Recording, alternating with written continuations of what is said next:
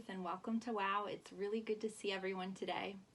Today is the first Sunday in November, and it is a day that United Methodist Church recognizes All Saints Sunday. All Saints Sunday is a day where we give thanks and remember the people of faith who have died in our church, as well as our loved ones. So each church does it a little differently, and growing up I got to help with All Saints Day by ringing handbells after each name was read during our worship service. But here at Beverly Hills, we light candles to remember each person that's died. We also have this beautiful cloud mural and invite people in our congregation to write names of their loved ones to resemble clouds of witnesses. So on All Saints Sunday, we remember and give thanks to the people who have died by thinking of the ways they have helped us grow in our faith and in love.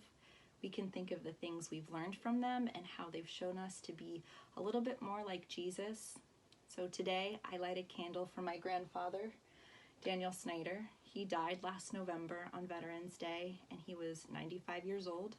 My grandfather was my best friend, and I miss him so much, but there are many things I've learned from him. I've learned patience for myself, to always take my time when doing things or moving my body, like climbing a ladder. You never want to rush climbing a ladder.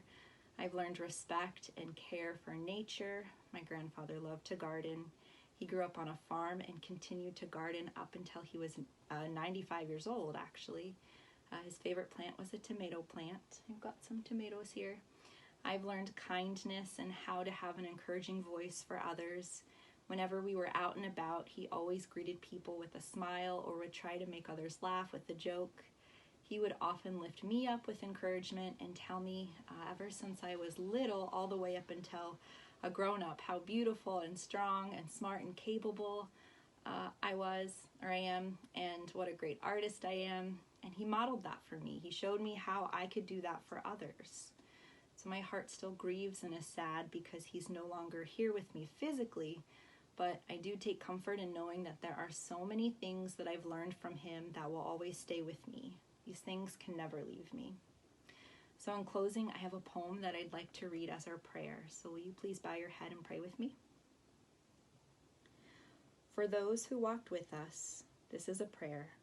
For those who have gone ahead, this is a blessing. For those who touched and tended us, who lingered with us while they lived, this is a thanksgiving. For those who journey still with us in the shadows of awareness, in the crevices of memory, in the landscape of our dreams, this is a benediction. Amen. Thank you everyone for joining me, and I will see you next time. Bye-bye.